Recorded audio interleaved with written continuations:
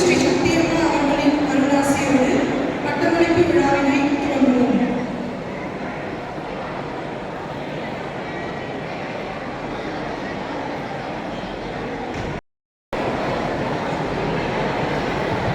Graduates, kindly be seated soon.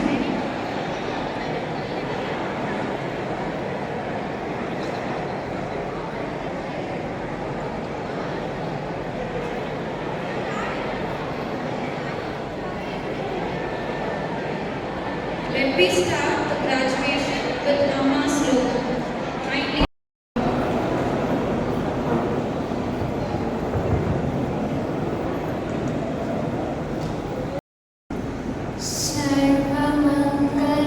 सर्वमङ्गलमाङ्गल्ये शिवे सर्वार्थसाधके शरण्ये त्र्यम्बके गौरी नारायणि नमोऽस्तुते.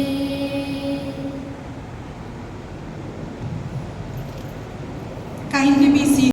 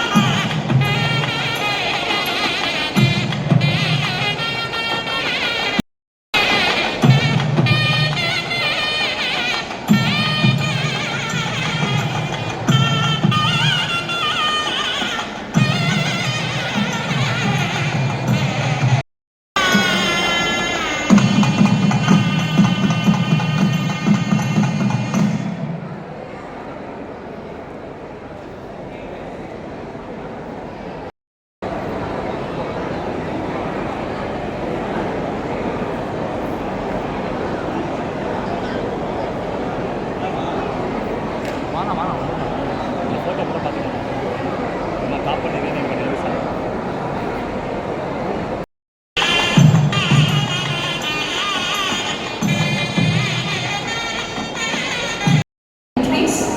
To find real joy in this life, you need to follow a spiritual path. I call upon Miss Harita.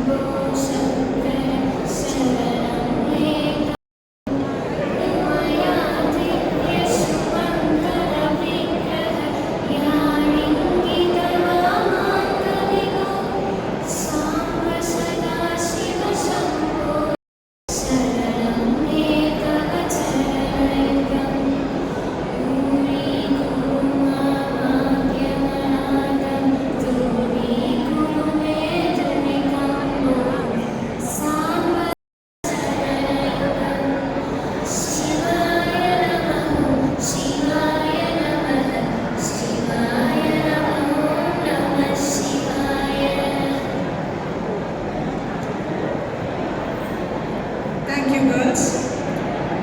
If the sign on your heart says welcome, the love will come pouring in from everywhere. I request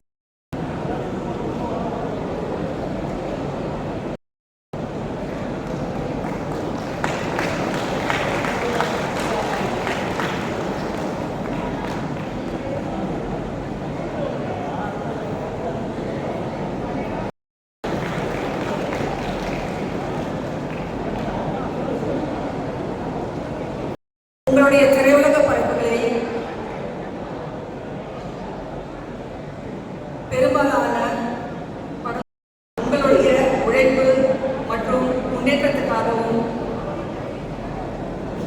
பல குடும்பங்கள் பயனடைந்துள்ளன.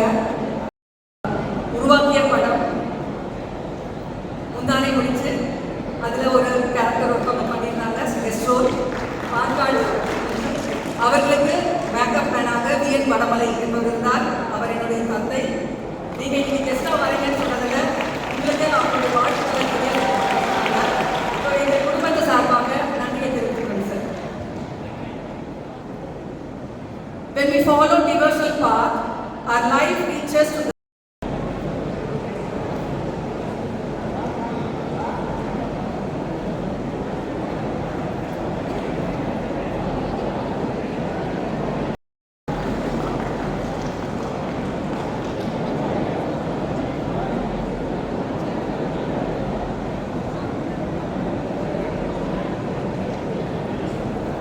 a group becomes a team when each member is sure.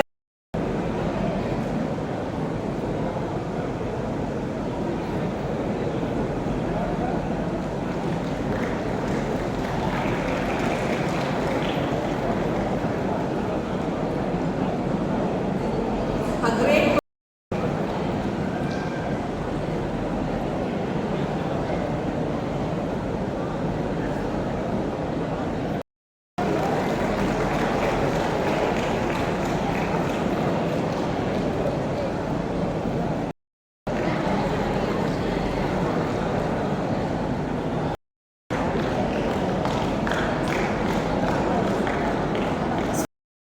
principal, vice principals, additional vice principal, PRO, all staff of the Narayani Group of Education Institution. Education is a passport to the future. For tomorrow, we are the people who prepare for. முதலாவதாக நிகழ்ச்சி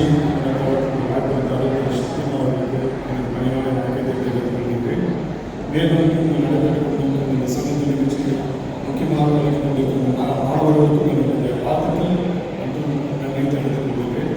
மேலும் மேடையில் உள்ள chief guest எல்லாருமே தெரியும் திரு Bhagyaraj sir அவர்கள். எல்லாருமே தெரியும் அவருடைய ஃபிலிம்ஸ் எல்லாம் நிறைய பேர் பார்த்துருக்கீங்க. நிறைய சீரியல்ஸ் பண்ணியிருக்காரு, நிறைய மூவிஸ் பண்ணியிருக்காரு. மோர் தென் 75 ஃபிலிம்ஸ் அந்த 25 படத்துலலாம் மேலே நடிச்சிருக்காரு. எல்லாருக்குமே தெரியும் அவருடைய ஸ்டோரிஸ் எல்லாமே ரொம்ப மீனிங்ஃபுல்லாக இருக்கும். நீங்கள் அப்பா அம்மாவெல்லாம் கேட்டிங்கன்னா எல்லாருமே தெரியும் எவ்வளோ நல்லா இருக்கும் ஸ்டோரிஸ்ன்னு. அதே மாதிரி நிறைய காமெடி கூட இருக்கும். நிறைய மூவியில் பெரிய காமெடிஸ் இப்போ நிறைய பேர் இருக்கலாம். இருந்தாலும் அன்றைக்கும் இன்றைக்கும் எப்போவுமே அவருடைய காமெடி ரொம்ப சிறப்பாக இருக்கும். அதை பார்த்தா தான் அவங்க எல்லாருக்குமே தெரியும்.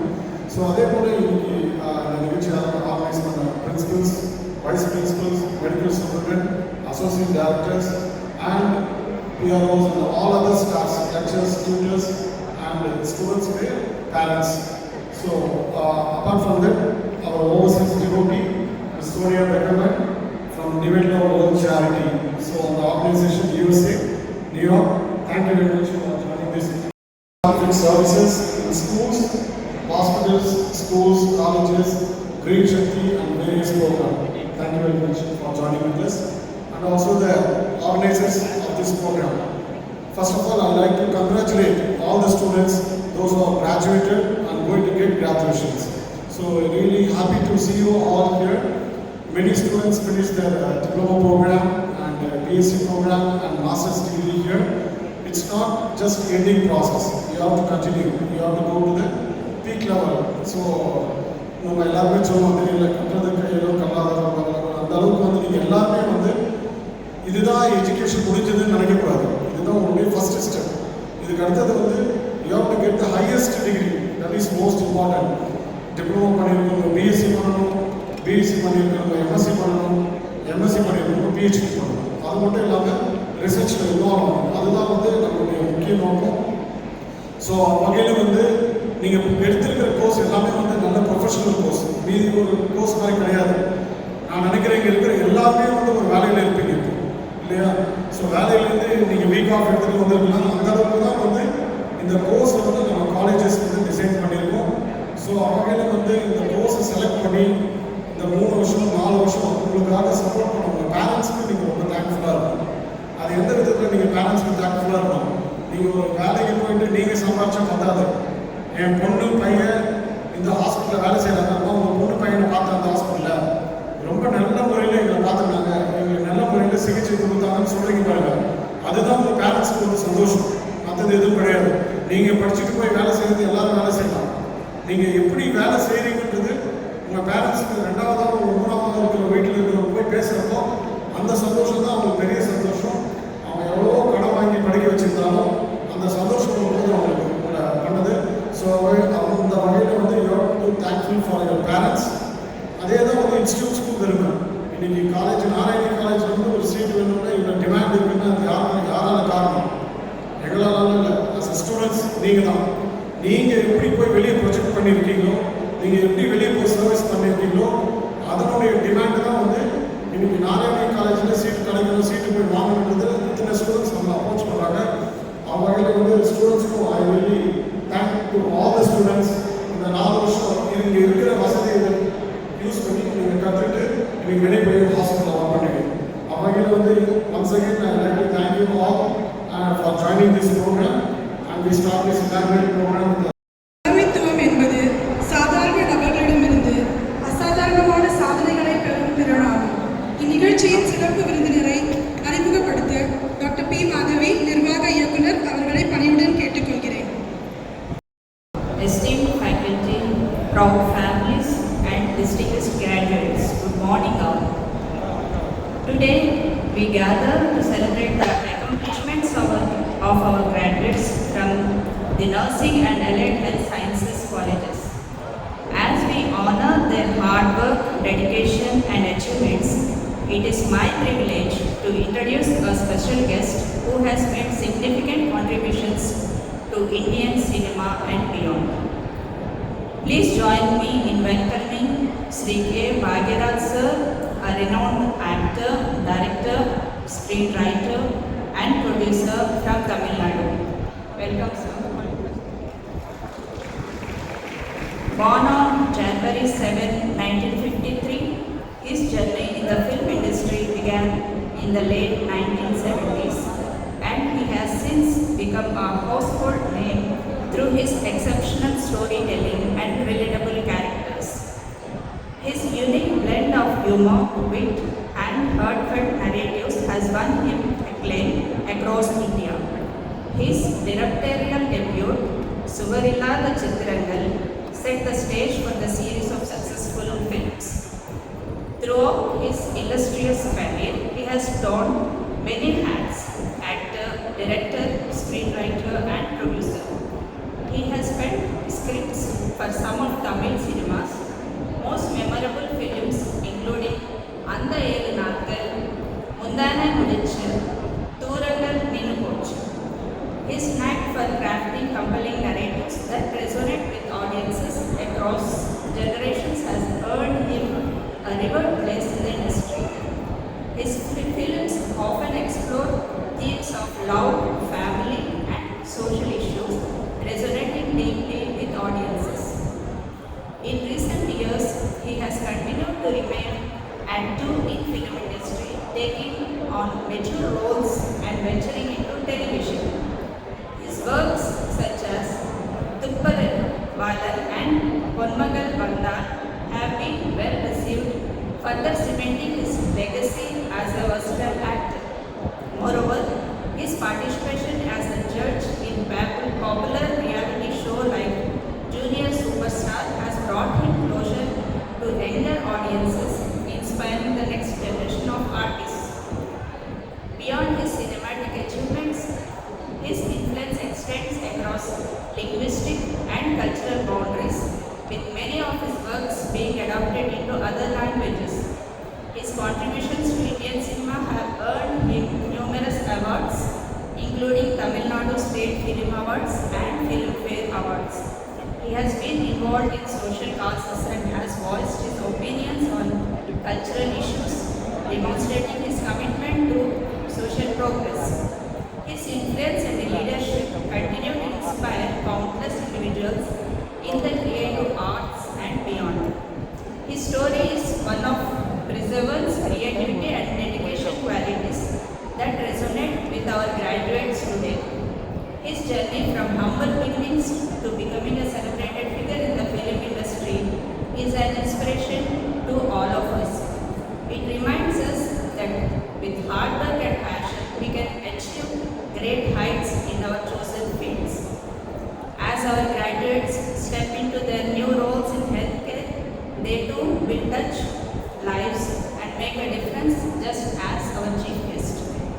Let us draw inspiration from his dedication to his craft and his ability to continually adapt and thrive in an ever-evolving industry. His presence here today serves as a powerful reminder of the impact we can have when we pursue our dreams with determination and heart. Ladies and gentlemen, it is my honor to have with us today the extraordinary Sri K. Bhagiraj sir. Please join me in welcoming him to our graduation ceremony. Thank you. Om Namo Narayana. நமோ நாராயண. இன்று பட்டம் ஏற்க இருக்கக்கூடிய அனைத்து பட்டதாரிகளுக்கும் அம்மா அவர்களுடைய அருளாசை நிறைய இருக்கிறது. அந்த ஒரு காரணத்தினாலே தான் நீங்கள் மிக பிரசித்தி பெற்ற நம்முடைய ஸ்ரீ நாராயணி கல்லூரியில் பயின்றிருக்கிறீர்கள். உங்களுக்கு முதலில் என்னுடைய மனம் நிறைந்த வாழ்த்துக்கள். சிறப்பான இந்த நிகழ்ச்சியுடைய தலைவர் மரியாதைக்குரிய டாக்டர் என் பாலாஜி அவர்களே, வாழ்த்துறை வழங்கிய டாக்டர் என் கீதா இனியன் அவர்களே, சிறந்த இயக்குனர், மனிதநேய பண்பாளர். பார்த்தீங்கன்னாக்கா திரைப்படத்தில் குடும்பத்தோடு சேர்ந்து பார்க்கக்கூடிய திரைப்படமாக இருக்க, ஆனால் குடும்பத்தில் இருக்கக்கூடிய குழந்தைகள் முதல் பெரியவர்கள் வரை சேர்ந்து பார்க்கக்கூடிய படம் நம்முடைய இயக்குனர் பாக்யராஜ் அவர்கள் தயாரிக்கின்ற படமாகத்தான் இருக்கும். அந்த அவையில் அவர் சிறந்த சமுதாய சீர்திருத்த கருத்துக்களை சொல்லக்கூடியவர். தன்னுடைய மனதில் எதையெல்லாம் நல்லது என்று தோன்றுகிறதோ அவற்றை வெளிப்படையாக வெள்ளந்தனியாக பேசக்கூடிய ஆற்றலும் திறமையும் பெற்றவர். அப்படிப்பட்ட ஒரு சிறந்த நடிகரை சிறப்பு அழைப்பாளராக அழைத்திருப்பது உள்ளபடியே பாராட்டுக்குரியது. அவரையும் நாங்கள் வருகையான உங்கள் சார்பாக வரவேற்கின்றோம். மேடையிலே ஏற்றிருக்கக்கூடிய அன்பு சகோதரர் ஸ்ரீநாத் அவர்களே, கல்லூரியினுடைய பேராசிரியர் பருவத்தில் வரவேற்றிருக்கக்கூடிய பெற்றோர்களே, உங்கள் அனைவருக்கும் என்னுடைய பணிவான வணக்கத்தை மீண்டும் தெரிவித்துக் கொள்கின்றேன். இந்த கல்லூரியில் படித்து இன்றைக்கு நீங்கள் எல்லாம் பட்டம் பெறுகின்ற போது உங்களுடைய உள்ளத்திலேயே ஒரு மிக உணர்ச்சி பூர்வமான ஒரு ஆசை ஏற்படக்கூடும். உங்களை பெற்றவர்கள், உங்கள் மீது அக்கறை கொண்டவர்கள் அனைவரும் இந்த பிள்ளைகள் எதிர்காலத்தில் எப்படிப்பட்ட பிள்ளைகளாக வருவார்கள் என்கின்ற இயக்கத்தோடு இருப்பார்கள். அப்படிப்பட்ட பெற்றவர்களுக்கும் மற்றவர்களுக்கும் நீங்கள் செய்யக்கூடிய ஒரே ஒரு நன்றி கடன், நீங்கள் நல்ல நாடு போற்றக்கூடிய பிள்ளைகளாக, பலரும் பாராட்டுகின்ற பிள்ளைகளாக, இந்த சமுதாயம் உங்களை எதிர்நோக்குகின்ற பிள்ளைகளாக நீங்கள் வர வேண்டும் என்பதுதான் அருள் திரு சக்தியம்மா அவர்களுடைய அடங்காத ஆசை. ஒழுக்கத்தை பற்றி அம்மா அவர்கள் அடிக்கடி சொல்லுவார்கள். அப்படிப்பட்ட ஒழுக்க சீலர்களாக நீங்கள் திகழ வேண்டும். குறிப்பா மருத்துவத்துறையை தான் கடவுளுக்கு அடுத்தபடியாக நோயாளிகள் வணங்கக்கூடிய தெய்வங்கள் மருத்துவர்களும் செவிலியர்களும் தான்.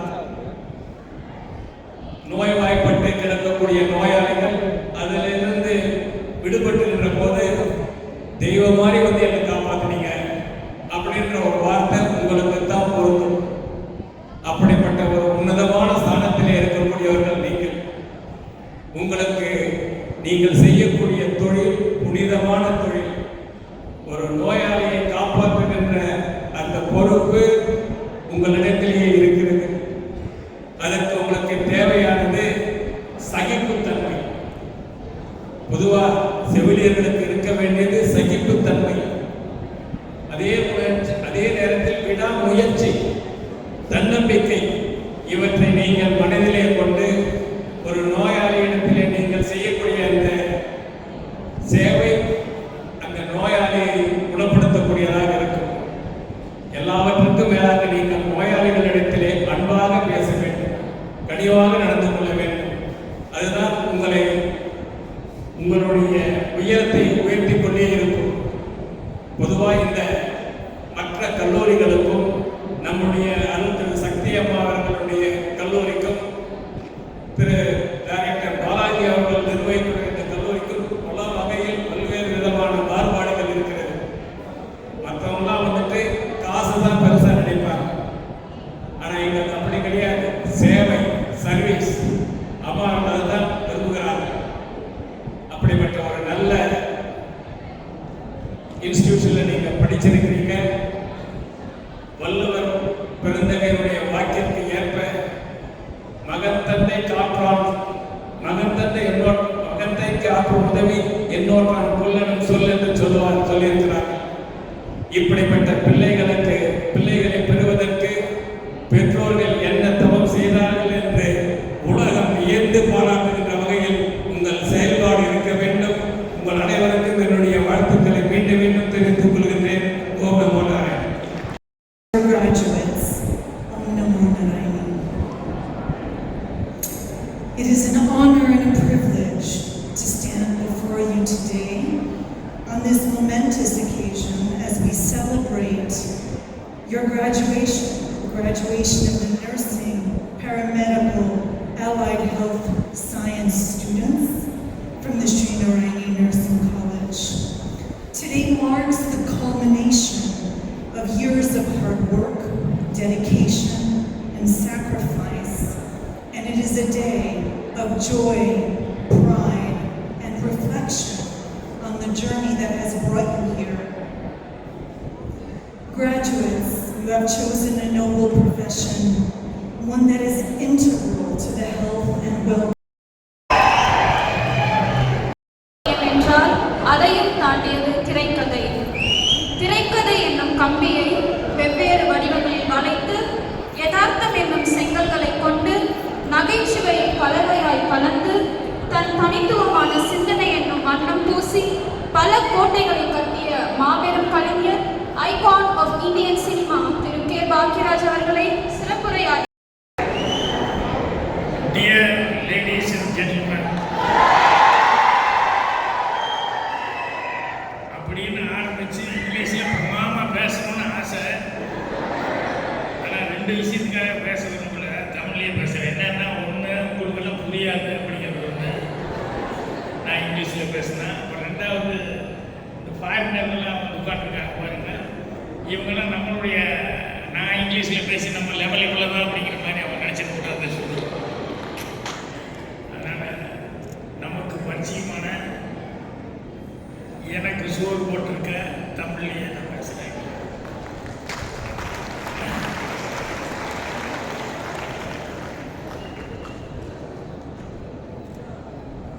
முதல்ல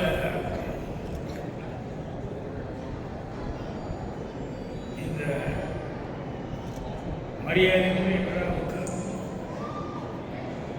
மூல காரணமாக இருக்கிற மரியாதைக்குரிய அருள்மிகு ஸ்ரீ சக்தி அம்மா அவர்களுக்கு என்னுடைய பணிவான வணக்கத்தையும் நன்றியும் நான் தெரிவிச்சுட்டு ஆரம்பிக்கிறேன். அப்புறம் நான் வரும்போது இங்கே அந்த கடைசியிலேருந்து இந்த கடைசி வரைக்கும் வரணும்னு நினைக்கிறேன். ஒரு மாலை அவ்வளோ பேர் தாங்கி பிடிச்சிட்டு இருந்தாங்க லேடிஸ். அவங்களுக்கு என்னுடைய நன்றி தெரிவிச்சுக்கிறேன்.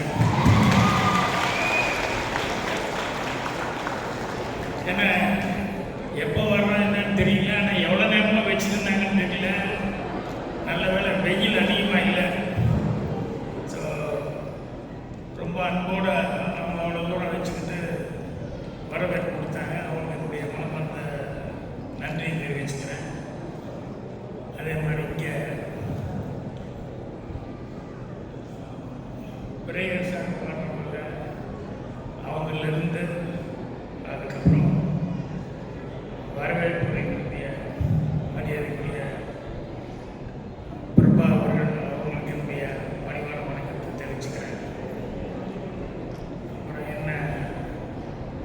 ரொம்ப அன்போடு என்னை உபசரித்து என்னை வாங்கன்னு சொல்லி வரவேற்று எல்லாம் பண்ண ஒரு மரியாதைக்குரிய பாலாஜி அவர்கள், அவருடைய பொறுப்புணர்ச்சிங்கிறது எனக்கு ரொம்ப பிடிச்சது. ஏன்னா கெஸ்ட்டு வந்தால் வரவேற்கிறது அப்படிங்கிறது ஃபார்மாலிட்டியில் போயிடும்.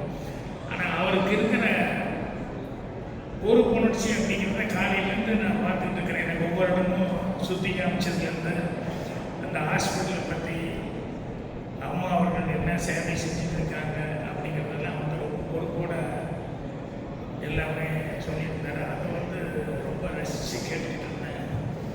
ஏன்னா உளப்பூர்வமாக எந்த விஷயத்தையும் செய்கிறது அப்படிங்கிறதுக்கு அதுதான் ரொம்ப முக்கியம்.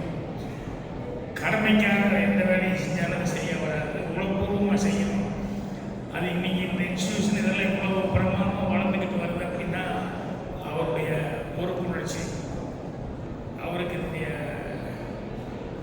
பணிவான வணக்கம் தெரிவிச்சுட்டேன். அவரே அவருடைய சன் ஸ்ரீநாத் வந்திருக்கார். அவருக்கு மரியாதைக்குரிய டாக்டர் மாதவி அவர்கள், மரியாதைக்குரிய டாக்டர் கீதா இனியன் அவர்கள், அப்புறம் முன்னாள் எம்எல்ஏ திரு கலையரசன் அவர்கள். அவர் பேசிட்டு போது ரொம்ப அவர் உலகமாக சொன்னார். அவருக்கு 2 பொண்ணு, 2 பேருமே டாக்டர்ஸ் அப்படின்னு சொல்லி சொன்னார். கேட்கும்போது அவ்வளோ சந்தோஷமாக இருந்தது. என்னென்னா நம்ம தந்தை மகன் காட்டும் உதவின்னு சொல்லுவாங்கள்ல, அந்த மாதிரி அவர் 2 பேர்த்தையும் அவ்வளோ தூரம் படிக்க வச்சுட்டாங்க. அவங்க வந்து மக்கள் சேவைக்காக வந்திருக்காங்க அப்படின்னு சொல்லும்போது அதை கேட்கும்போது ரொம்ப சந்தோஷமாக இருந்தது. மரியாதைக்குரிய ராமலிங்கம் அவர்கள்,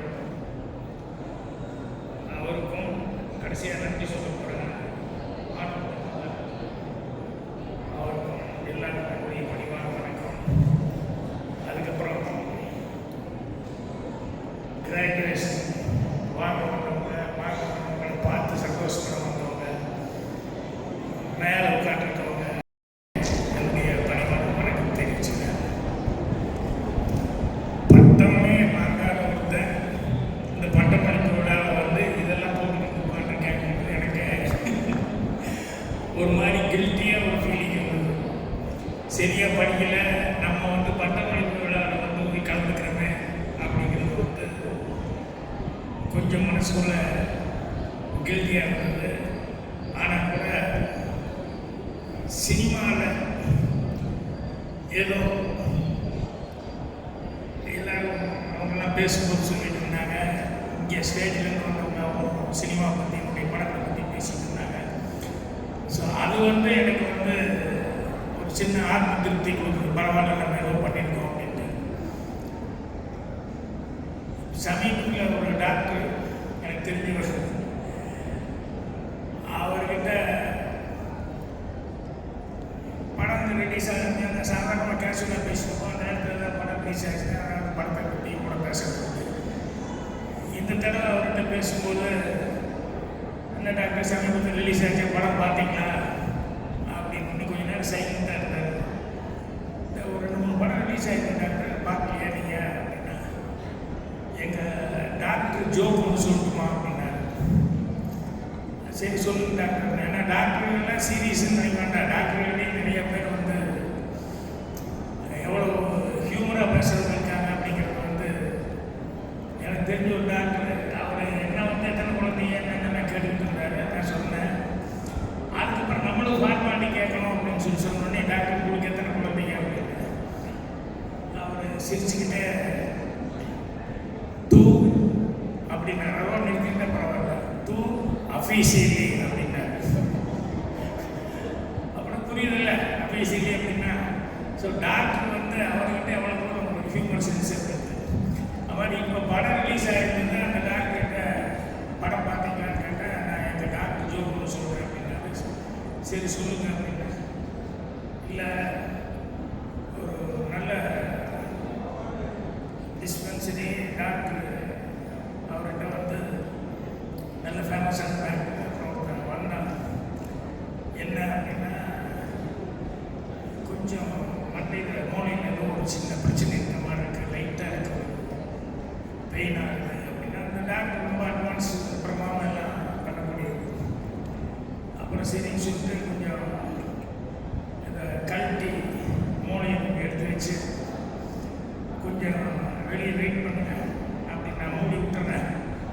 சின்ன வேலை இருக்கு, ஒரு 1/2 மணி நேரத்தில் முடிச்சுட்டு மறுபடியும் வந்து உங்களுக்கு என்ன மூலையில் கரெக்ஷன் அப்படின்னு சொல்லி பார்த்துட்டு அப்புறம் மறுபடியும் நான் ஃபிட் பண்ணி அனுப்புகிறேன், கொஞ்சம் வெளியே வெயிட் பண்ணுங்க அப்படின்னு சொல்லிட்டு இவர் வேலையை பார்க்க ஆரம்பித்தாரு. அப்புறம் பார்த்து முடிச்சுட்டு ஒரு 1/2 மணி நேரம் கழிச்சு வந்து பார்த்தா அந்த ஆளை காணும். என்னடா அது மூளையை கழட்டி வச்சிருக்கோம், திடீர்னு காணாமல் போயிட்டானே என்னடான்னு சொல்லிட்டு அங்கே பாருங்க இங்கே பாருங்க எங்கெங்கேயோ பார்க்குறாங்க, எங்கே பார்த்தாலும் கிடைக்கவே இல்லை. அப்புறம் ஒரு 6 மாதம் கழிச்சு அந்த டிஸ்பென்சரி டாக்டர் பார்க்க வந்திருக்காங்க. இன்னும் அது மூளையை கழட்டி வச்சேன், ஒரு 1/2 மணி நேரத்தில் செட்டப் பண்ணி கொடுத்தேன், மூளை போட்டு நீ பார்த்து போயிட்டீங்க. நம்ம இத்தனை நாள் என்ன பண்ணிட்டு இருந்தேன், மூளையை வச்சுட்டிய இத்தனை நாள் என்ன பண்ணிட்டு இருந்தேன் அப்படின்னு சொல்லி கேட்டாங்க. நான் சினிமா டைரக்ஷன் பண்ணிட்டு இருந்தேன் அப்படின்னு சொன்னேன். எதுக்குன்னா படம் எப்படி இருக்கு அப்படின்னு சொல்லி டாக்டர் கேட்டாங்க. இந்த ஜோக்கை சொல்லி இன்னைக்கு சினிமா வந்து ஏங்க இப்படிலாம் இருக்குது அப்படின்னு சொல்லி கேட்டார். நான் சொன்னேன், நீங்கள் பார்க்குறப்ப வந்து சரியில்லைன்னு படமாக வந்திருக்கலாம், ஆனால் நல்ல படங்கள் ஒன்று வந்துட்டு தானே இருக்கிட்டாங்க அப்படிங்கிற மாதிரி சொன்னேன். ஸோ எனக்கு என்னென்னா நம்ம எடுத்த பழைய படங்கள் பார்த்தீங்கன்னா சொல்லும்போது ரொம்ப உண்மையாக ஏதோ சின்சியராக பார்த்துருக்கோம் அப்படிங்கிற மாதிரி ரொம்ப மனநிறைவு கொடுக்குது. இன்னைக்கு கிராஜுவேஷன் நர்ஸ் அவங்களுக்கு பண்ணுற வேலைகள் இதில் நிறைய பேர் கையில் குழந்தையோட சுற்றிட்டு இருந்தாங்க பார்க்குறேன். அவங்க கேட்டாங்க, அப்புறம் வேலைகள்லாம் போய் சேர்த்தாங்க, ஆனால் இந்த ஃபங்க்ஷனுக்காக வந்து இப்போ எல்லாத்தையும் வர வச்சுருக்கோம் அப்படின்னு சொல்லிட்டு கொஞ்சம் லேட்டாக பண்ணுற ஃபங்க்ஷனு, அதனால் அவங்க குழந்தை தான் நினைக்கிறேன் அப்படிங்கிற மாதிரி சொன்னாங்க. ஏன்னா வேலைக்கெல்லாம் போய் சேர்த்தாங்க.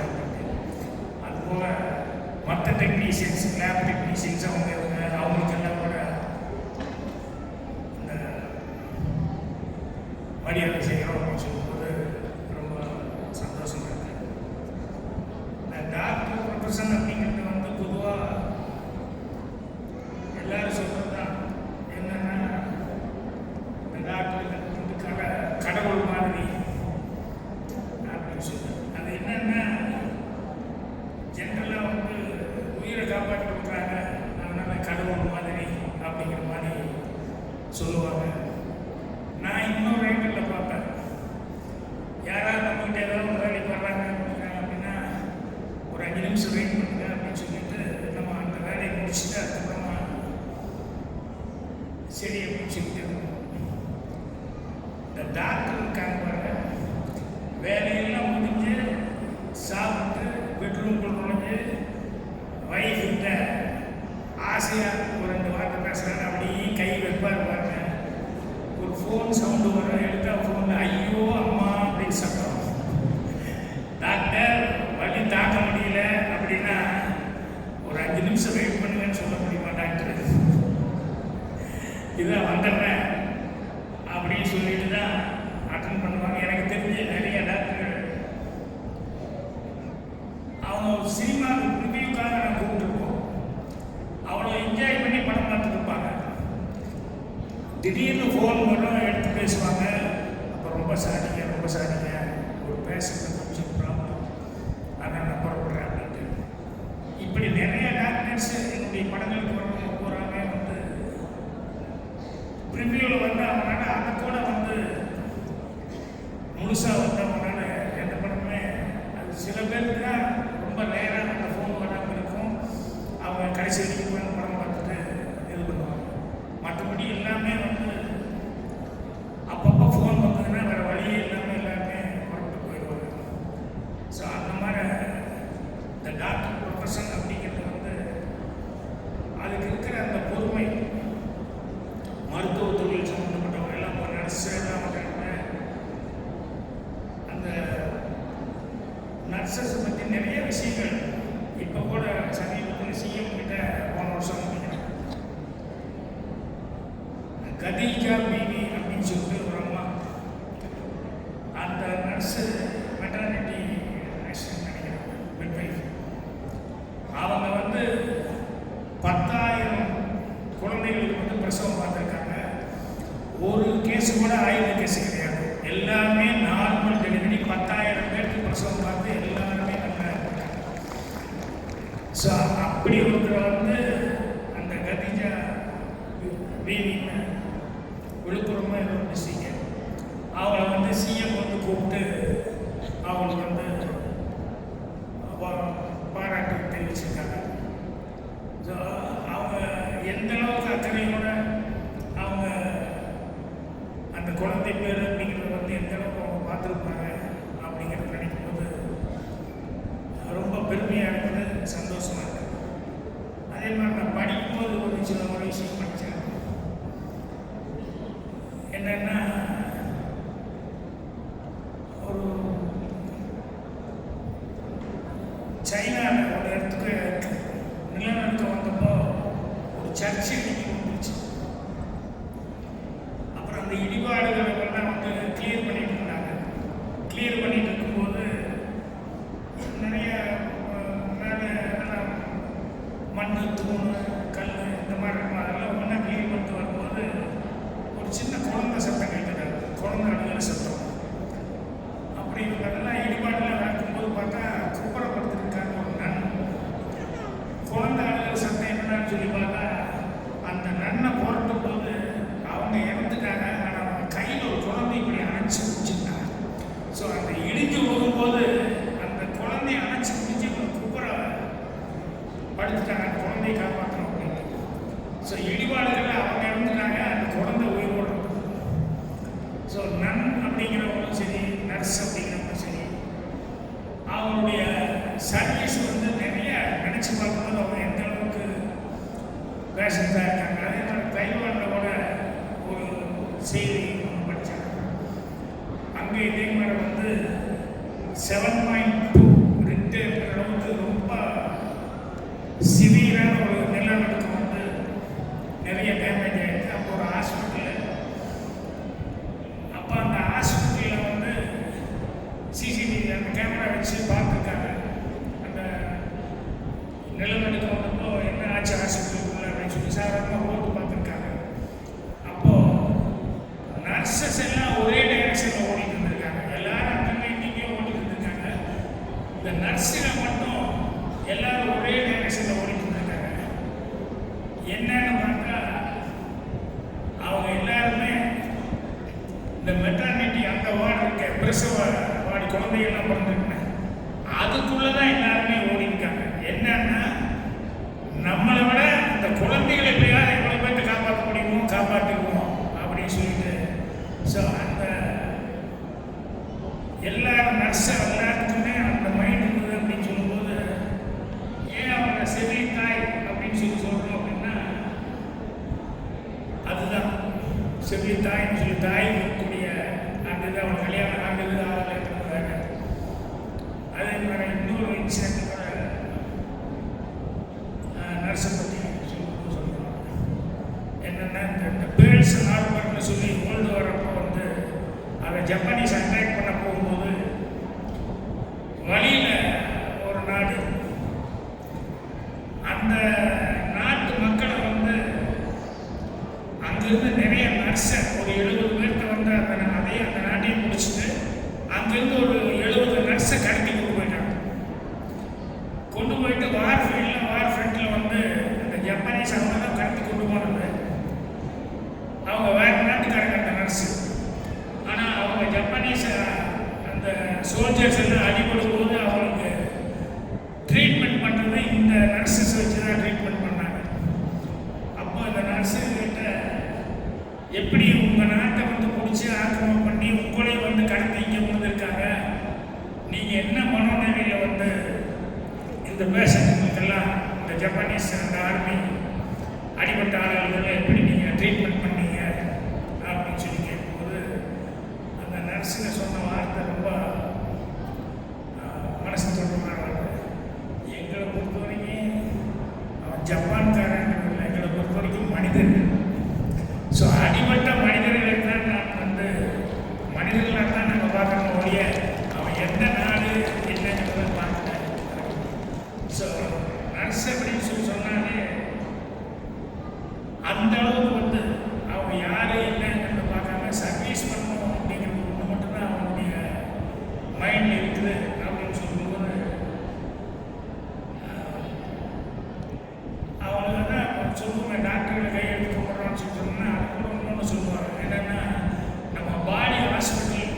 அப்படின்னு சொல்லி எடுத்துக்கிட்டா மூளை வந்து டாக்டர்ஸ், இதயம் தான் நர்ஸ் அப்படின்னு சொல்லி சொல்லுவாங்க. என்னன்னா மூளை வந்து பிரெயின் டெக்னு அப்படி ஆகிட்ட கூட இதயம் துடிச்சுக்கிட்டே இருக்கும். இதயம் ஸ்டாப் ஆகிடுச்சுன்னு இங்கே மூளைக்கு வேலை இல்லை. ஸோ அதை சொல்லும்போது கூட என்ன சொல்கிறேன்னா நர்சஸை வந்து அவ்வளோ தூரம் பாராட்டி வந்து சொல்லிட்டு இருக்காங்க. ஏமா நர்ஸ் அப்படின்னு சொல்லும்போது will always give hope an angel with the stethoscope அப்படின்னு சொல்லி அவளை பற்றி அந்த மாதிரி சொல்லுவாங்க. இப்படி எனக்கு இவ்வளவு சொல்லிட்டு இருக்கிறது காரணம் என்ன அப்படின்னா, நான் பர்சனலாகவும் ஒன்று சொல்கிறேன். எங்கள் மகள் வந்து ஒரு மிட்வைஃப், எங்கள் அம்மா.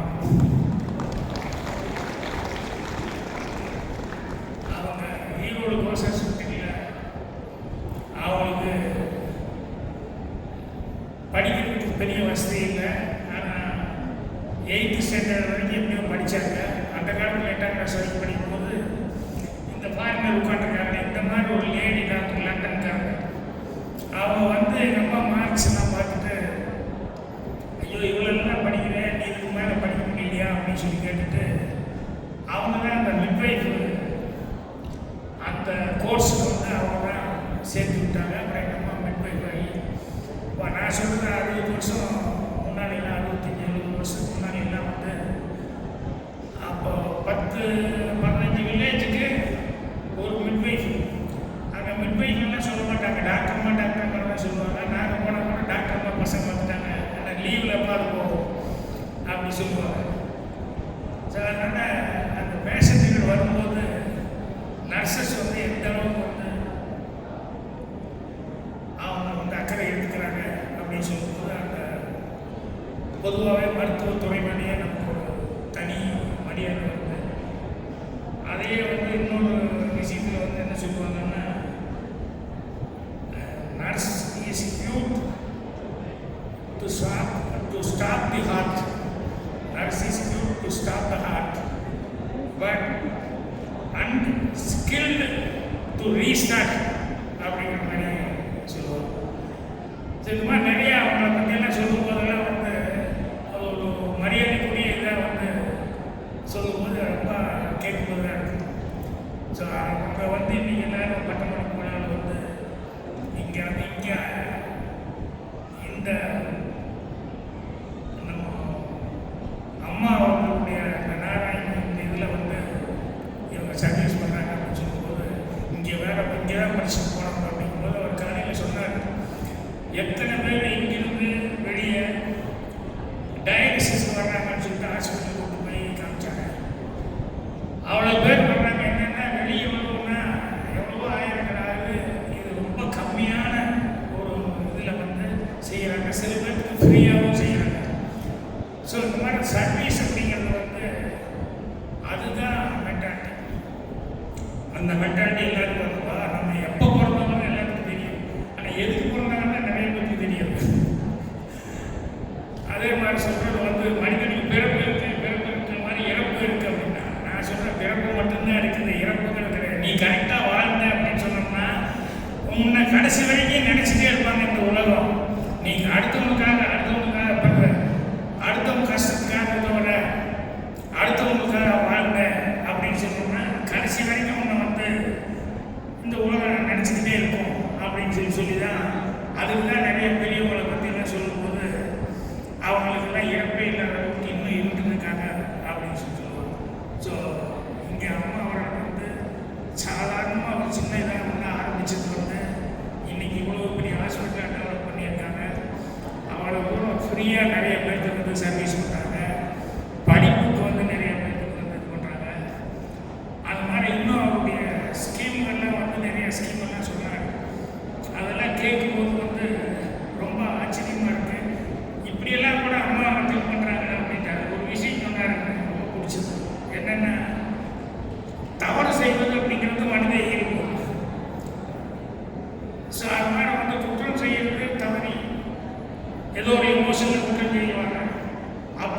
செஞ்சுட்டு ஜெயிலுக்கு போகிறான்னு வைங்க, அவன் திரும்பி வந்தால் சொசைட்டியை வந்து அவனை ஏற்றுக்காது. அவனை எல்லாருமே பயப்படுவாங்க, வேண்டாம் ஜெயிலுக்கு போயிட்டு வந்தவன் கைதி சரியாக வராது அப்படின்னு சொல்லி எல்லாருமே உதாசீனப்படுத்துவாங்க.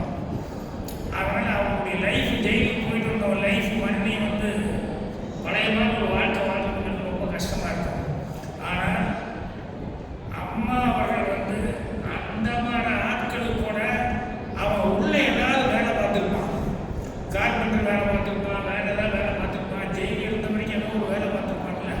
அதனால் அந்த வேலைக்கு அவனுக்கு நம்ம பணம் கொடுத்து ஹெல்ப் பண்ணி சொந்தமாக தொழில் தொடங்க சொல்லுவோம். இவன் வெளியே போனால் தான் வேலை கிடைக்காது, ஆனால் சொந்தமாக அவன் தொழில் பண்ணான்னா அவன் நல்லபடியாக இருக்கலாம், சமுதாயத்தில் அவனுக்கு மரியாதையும் கிடைக்கும் அப்படின்னு சொல்லுவோம். ஸோ இப்படி கைதியாக இருந்து இப்படி உதாசீனப்படுத்தப்பட்டவர்கள், கவனிக்காதவங்க, மற்றவங்ககிட்ட மரியாதை இல்லாதவங்க, இவங்களை பற்றி கூட அவங்க யோசிச்சு அம்மா அவர்கள் வந்து இவ்வளோ சிறப்பாக வந்து ஸ்கீம் கொண்டு வந்திருக்காங்க அப்படின்னு சொல்லும்போது ரொம்ப அதுதான் சொன்னேன். மனிதனுக்கு பிறப்பு உண்டு, இறப்பில்லை அப்படிங்கிறது வந்து என்னென்னா இந்த மாதிரி இருக்கவங்களை வந்து கடைசி வரைக்கும் வந்து உலகம் வந்து பாராட்டிகிட்டே இருக்கும்.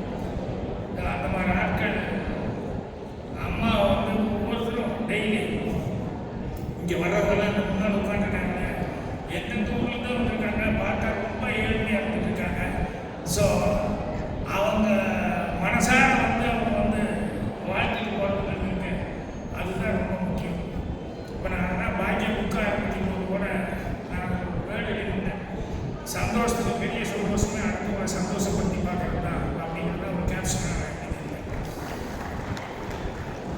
அதனால் முடிஞ்ச வரைக்கும் நம்ம வந்து நமக்காக வாழ்றது, நம்மளை சுற்றி இருக்கவங்களுக்காக வாழ்ற ஒரு வாழ்க்கை, ஆனால் அடுத்தவங்களுக்காக வாழ்ற வாழ்க்கை அப்படிங்கிறது வந்து நம்ம ஒரு அர்த்தமுள்ள வாழ்க்கையை வாழ்ந்துருக்கோம் அப்படின்னு சொல்லுவோம். அதனால் நான் சினிமா எடுத்தால் கூட சினிமாவில் கூட வந்து முருங்கா முடிச்சுல சொன்னேன் அப்படிங்கிறத நிறைய பேர். ஆனால் அதில் வந்து இந்த மூத்துக்குடி பையன் அப்படின்னா இளையபடி வந்தால் அவங்க எப்படி ட்ரீட் பண்ணுவாங்க, அதை எப்படி பார்ப்பாங்க அப்படிங்கிறது இருக்கு.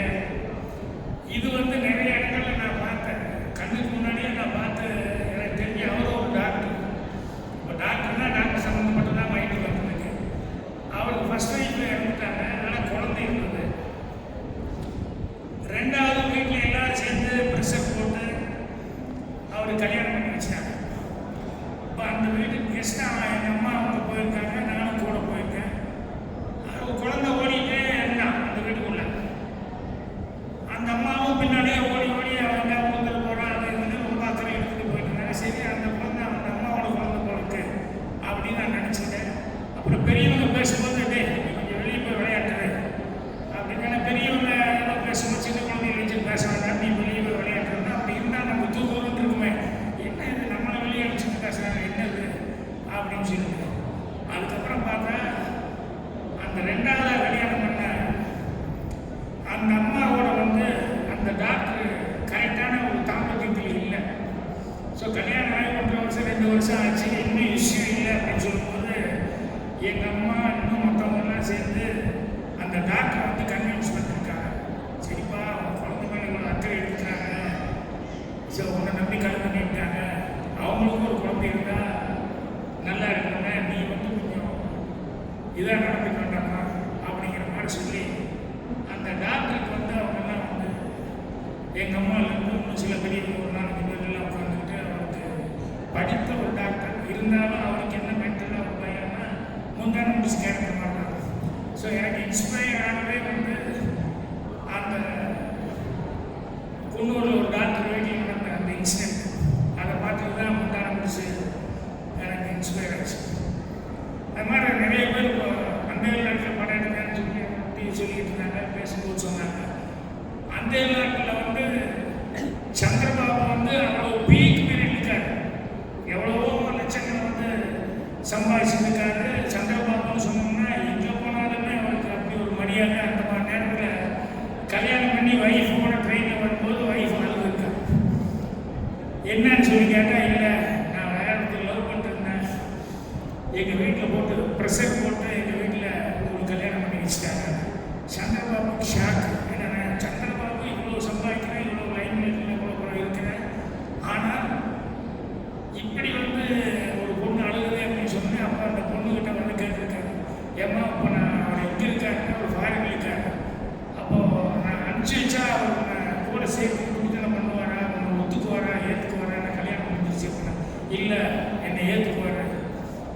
சொல்லி அப்புறம் ஃபோன் நம்பர் இருக்கான்னு சொல்லி கேட்டு அதுக்கப்புறம் சந்திரபாபு அந்த ஃபோன் நம்பர் வாங்கி அவரோட ஹஸ்பண்ட்கிட்ட பேசி அப்புறம் ஒய்ஃப் அனுப்பிச்சிச்சாங்க அப்படின்னு சொல்லுவாங்க. சாதாரணமாக அவங்க வெளியே வந்து நாடகக்காரங்களாம் பேசும்போது சந்திரபாபு லைஃப்பில் 2 ட்ராஜடி. ஒன்று மாடி விட்டு ஏழைன்னு ஒரு படம் எடுத்தாங்க, அது கம்ப்ளீட் பண்ண முடியாமல் போயிடுச்சு, அது ஒரு ட்ராஜடி. அடுத்தது இப்படி கல்யாணம் பண்ணிட்டு வந்தோடனே ஒய்ஃபை வந்து இப்படி அவங்க வேற ஒரு லவ் பண்ணுறாங்கன்னு அனுப்பிச்சி வச்சாங்க. அப்போ அந்த சந்திரபாபு கேரக்டரைசேஷன் நினைக்கும் போது எனக்கு எவ்வளோ பெருந்தன்மையாக இருந்தா எவ்வளோ தூரம் இப்படி வந்து கல்யாணம் பண்ணிட்டு ஒய்ஃப் வந்து இப்படி அனுப்பிச்சி வைப்பார் அப்படின்னு சொல்லும்போது இது எனக்கு இம்ப்ரெசிவான மாதிரி, எனக்கு பிடித்தமான, ஜனங்களுக்கு இது கண்டிப்பாக பிடிக்கும். அவங்க ஏதோ தமாஷா பேசிட்டு இருக்கிற மாதிரி பேசிட்டு இருந்தாங்க ஒழிய அதில் எவ்வளோ டெப்த் இருக்குது அப்படிங்கிறது என்னால் ஃபீல் பண்ண முடியுது. அதனால தான் அந்த நடத்துன்னு சொல்லிட்டு அந்த கதையை வந்து நான் எடுத்தேன். ஸோ அது வந்து நான் நினச்ச மாதிரியே எனக்கு பிடிக்க மட்டுமில்லை, ஜனங்களுக்கு இங்கே பிடிச்சது.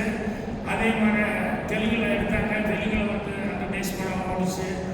அது எல்லா லாங்குவேஜில் எடுத்தாங்க, கன்னடத்தில் எடுத்தாங்க அந்த டேஸ் போச்சு.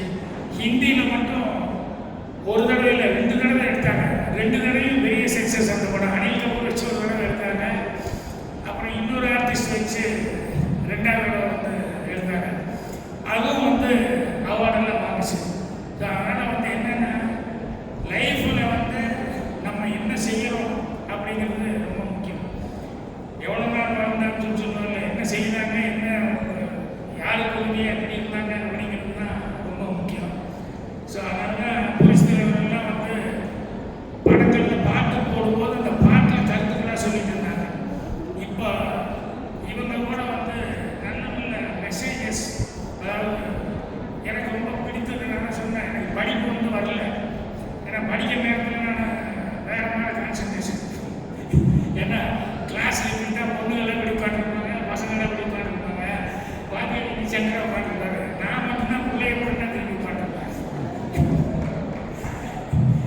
என்னன்னா அந்த பருவம் படி 8th ஸ்டாண்டர்ட் வரைக்கும் இன்னும் ஒன்லி பாய்ஸ் அதில் போட்டாங்க. எனக்கு ஒரு கோ எஜுகேஷன் இல்லைன்னா அந்த கோ எஜுகேஷன் படிக்கிறவங்க பார்த்தா பொறாமையாக இருக்கும். இவெல்லாம் கொடுத்து வச்சுருந்தாங்க ஒரே கிளாஸில் கோ எஜுகேஷன் அந்த பொண்ணு கூட படிக்க, நம்மளை ஒன்லி பசங்களோட கொண்டு விட்டாங்களே அப்படின்னு சொல்லிட்டு எனக்கு அப்படி லைஃபே அப்செட் ஆன மாதிரி இருந்தது. அப்புறம் 9th வரும்போது தான் திடீர்னு சொன்னாங்க இப்போ சப்போர்ட் பண்ணுவாங்க.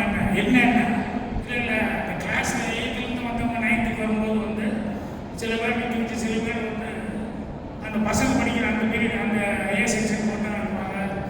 இந்த பி செக்ஷன் கோ எஜுகேஷனுக்கு வந்து சில பேர் சின்ன பசங்க கொஞ்சம் இருக்கவங்களை வந்து அனுப்பிச்சி விடுவாங்க அப்படின்னு இந்த 8வது வரைக்கும் காஞ்ச மாடா இருந்தேன்.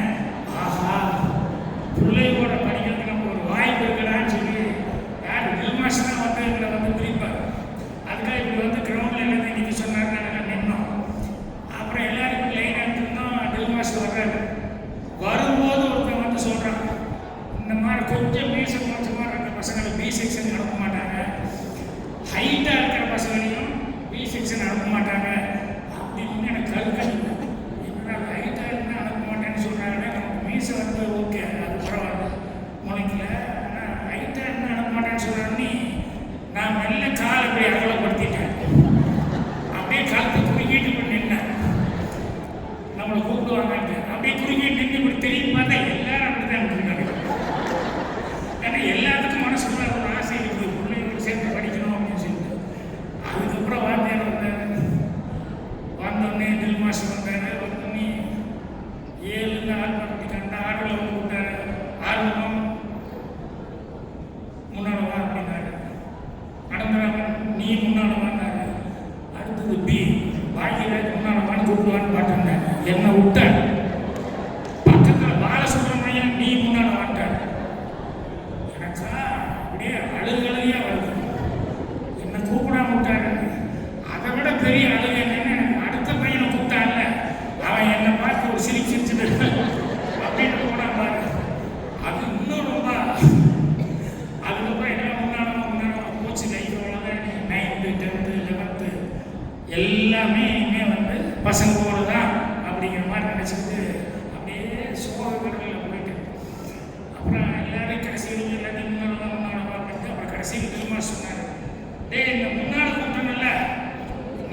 பசங்க செக்ஷனுக்கு போங்க, இந்த பின்னால் இருக்கிறவங்க பி செக்ஷனுக்கு போங்க. எனக்கு எப்படி இருக்கும் அப்படியே ஸ்லோ மோஷனில் பறக்க ஆரம்பிச்சு. அதுக்கப்புறம் வந்து கிளாஸில் போய் உட்காந்தா மைண்டை போக மாட்டேங்குது. டீச்சர் எல்லாம் சொல்லிட்டு இருக்காங்க, நான் இந்த சைடு தான் பார்க்குறேன். எனக்கு கிடைச்ச வாத்தியார்கள் நல்ல நல்ல வாத்தியார்கள் என்னன்னா அவங்க பாடல்கள் கொடுக்கலாம் விட்டுட்டேன், ஆனால் அவங்க சில பஞ்சஸ் சொல்லி கொடுப்பாங்க, அது மறக்கவே மாட்டேன் லைஃப். கிளாஸ் போது எப்படின்னா நான் அங்கிருந்து ஒரு பொண்ணை பார்த்துக்கிட்டு இருக்கிறேன், அது என்ன பார்த்துக்கிட்டே இருக்கிறேன். இந்த வாத்தியார் வந்து என்னென்னா படி அப்படின்பாரு, யாராவது படிச்சிருப்பான் அசோகர் கிபி 2ஆம் நூற்றாண்டு அப்படின்னு ஏதோ ஆரம்பிச்சு படிச்சுட்டு வந்துருக்கு. ராம்சார் நீ படுறா அப்படின்னா இவன் கரெக்டாக எடுத்து அசோகர் 2ஆம் நூற்றாண்டு அப்படின்னு சொல்லி ஏதோ எடுத்து கரெக்டாக இருந்து படிக்கணும். அவன் படிக்கலன்னா தெரியாது கவனிக்கலான்னு அர்த்தம். உடனே அவனுக்கு ஏதாவது சரி உட்கார் நான் கவனிச்சுக்கிறேன் அப்படின்னு சொல்லி சொல்லுவார். ஸோ அந்த மாதிரி வந்து அந்த வாத்தியார் யாரை வேணாலும் நிறுத்திடுவார், யாரை வேணாலும் பண்ணிட்டு சொல்லுவார். இந்த பிள்ளைய வேணாலும் பார்த்துருந்தோம் இல்லையா, இப்போ திடீர்னு வாத்தியார் அந்த பொண்ணு பேர் சொல்லி அந்த பொண்ணை எந்திரிச்சு படி அப்படின்னா அவள் என்ன பார்த்து விட்டு காலம் எந்திரிச்சு படின்னு புக் எடுத்து பேஜ் தேடி இருக்கான். எந்த பேஜில் என்ன பாடம் நடக்குது அப்படின்னா பேஜ் தேடி இருந்தா சரி பரவாயில்ல பாயில் நீ படி அப்படின்னாரு. நான் புக்கே எங்க இருக்குன்னு தெரியும். அந்த மாதிரி அவ்வளோ தூரம் வந்து அது ஒரு அட்ராக்ஷன் அந்த ஏஜ். அந்த பொண்ணுங்க அப்படின்னு சொல்லி சொன்னேன். என்னென்னா இந்த பொண்ணுகிட்ட பேசக்கூடாது, பொண்ணுகிட்ட இது பண்ணக்கூடாது, என்ன பொண்ணுகிட்ட என்னன்னா இப்படியே சொல்லி சொல்லி என்னதான் இருக்குது இந்த பொண்ணுகிட்ட, ஏன் எதுக்கு பேசக்கூடாதுன்றாங்க. இப்படியே மைண்ட் பூரா அதில் போய் அப்புறம் படிக்கும் போது என்னன்னா இந்த பொண்ணுங்களுக்காகவே அந்த 10 ரேங்க் 12 ரேங்க்குள்ளே ஏதாவது ஒரு ரேங்க் வந்துடுவோம் அப்படின்னு அதுக்காகவே கஷ்டப்பட்டு படித்தேன். அதுக்கப்புறம் வந்து மைண்டில் சரியாக வந்து எனக்கு படிப்பு சரியாக வரல. அப்புறம் சினிமா தான் நமக்கு சரியாக வரும் அப்படின்னு சொல்லி சொல்லும்போது இந்த ஸ்கூலில் படித்தது வாத்தியார்கள் சொல்லி கொடுத்தது இதெல்லாம் இருக்கு. இந்த மாதிரி விஷயங்கள் எல்லாம் வந்து இப்போ சொல்லுவாங்க, நீங்கள் ட்ரீட்மெண்ட் ரொம்ப பிரமாதமாக பண்ணீங்க, திரைக்கதை எப்படி பண்ணுறீங்க எப்படி பண்ணீங்கன்னா இதெல்லாம் வாத்தியார்கள் தான் ஃபவுண்டேஷன் சொல்லி கொடுக்குறோம் வாத்தியார்கள். ஸோ அவங்க பாடம் சொல்லி கொடுத்த விட அவங்க பாடம் சொல்லி கொடுக்குற மெத்தேடு அதுக்கு கூட வந்து என்னென்னலாம் வந்து பாடம் நடத்தும்போது பண்ணுறாங்க இதெல்லாம் வந்து எனக்கு ஒரு ஸ்ட்ராங் ஃபவுண்டேஷனாக இருந்தது. இன்றைக்கி சினிமாவில் வந்து நான் நிற்கிறதுக்கு காரணமும் அந்த டீச்சர்ஸ் மெயின் முக்கியமான காரணம். அதனால தான் எங்கே போனாலும் நான் டீச்சர்ஸுக்கு வந்து முதல் மரியாதை கொடுத்து அவங்ககிட்ட இது பண்ணுவேன். அதே மாதிரி இந்த நீங்கள் என்ன பண்ணி கிராஜுவேஷன் அப்படின்னு சொல்லும்போது உங்களுக்கு டீச்சர் சொல்லி கொடுத்துருப்பாங்க இல்லையா கிராஜுவேஷன் வரைக்கும். அதனால் லைஃப்பில் நீங்களும் வந்து கடைசி வரைக்கும் அந்த டீச்சர்ஸ் அப்படின்னு சொல்லி சொன்னோம்னா அந்த மரியாதை அப்படிங்கிறது வந்து கடைசி வரைக்கும் கொடுத்துக்கிட்டு இருக்கணும். இன்றைக்கி நான் வந்து அமெரிக்காவில் ஓக்லஹோமா சிட்டி அங்கே இருக்க எனக்கு சண்முகமணின்னு நான் படத்தில் பேர் வச்சுருக்கேன். ஒரு பையனுக்கு சண்முகமணி அது ஒரு சின்ன வாத்தியார். ஸோ அந்த வாத்தியார் ஃபேமிலி வந்து இன்றைக்கும் வந்து அங்கேருந்து எனக்கு ஏதாவது ஒரு கல்யாணம் பேசுவார். நானும் பர்த்டே நான் விஷ் பண்ணுவேன். அவர் எப்போ வந்தாலும் இங்கே வந்துவேன் ஃபேமிலியோடு வந்து என்னை பார்த்து போவார். நான் அமெரிக்கா போனப்போ 2 தடவை போய் ஃபேமிலியோடு போய் அவரை போய் பார்த்து வந்தேன். ஸோ அந்த குரு சிஷியன் வாத்தியார் சொல்லி கொடுத்தது அப்படிங்கிறதெல்லாம் வந்து என்னென்னைக்கு நமக்கு மனசில் இருக்கணும். அதனால் நீங்கள் கிராஜுவேஷன் எல்லாம் முடிச்சுட்டு வந்திருக்கீங்க. உங்களுக்கு சாதாரணமாகவே இந்த நர்ஸ் அப்படின்னு சொல்லி சொன்னேன். அதை பற்றி நிறைய விஷயங்கள் நான் சொன்னேன். அந்த நர்ஸுங்கிறது எப்படி ஒரு தாய்மை கூட பண்ணுறாங்க அப்படின்னு சொல்லிட்டு கண்ணை திறக்கிறது நர்ஸ் தான், கண்ணை கடைசியாக போனதுக்கும் நர்ஸ் தான் அப்படின்னு சொல்லி கூட விளையாட்டாக சொல்லுவாங்க. அந்த மாதிரி நர்சஸ் அப்படிங்கிறது வந்து கடவுளுக்கு, ஏன்னா அந்த மருத்துவம் அப்படிங்கிறதே கடவுளுக்கு ஒப்பானது அப்படின்னு சொல்லி சொல்லுவாங்க இல்லையா. ஸோ அதனால் இந்த செவிலித்தாய் அப்படிங்கிறது வந்து உங்களுக்கு வந்து எப்பவுமே ஒரு தனி மரியாதைங்கிறது இருந்ததுக்கு.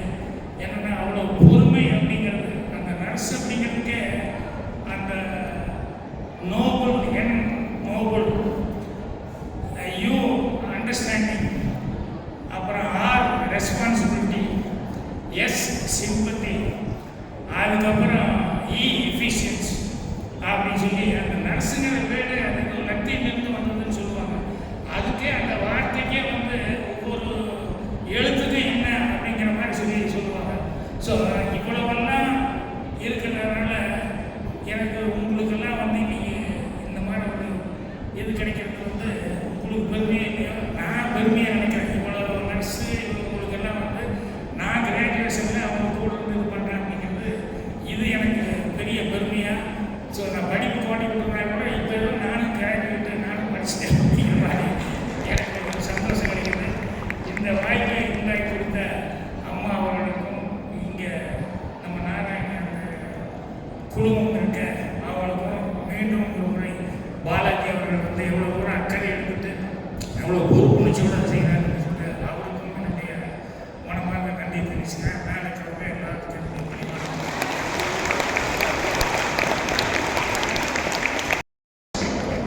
On behalf of our Sri Narayani family,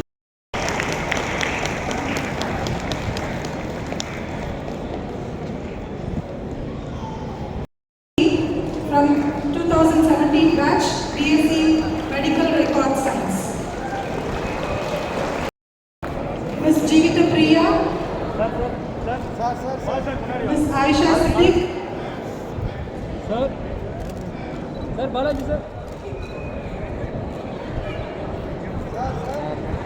Mrs. Chitra R, Mrs.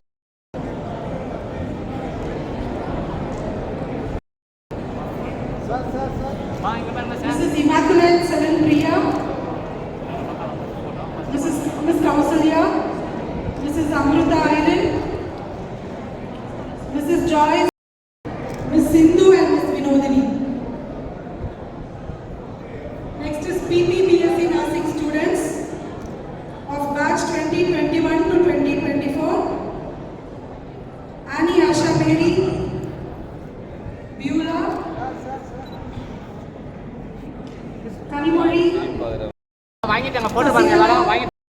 Shantakumari, Sangeeta and Rekha.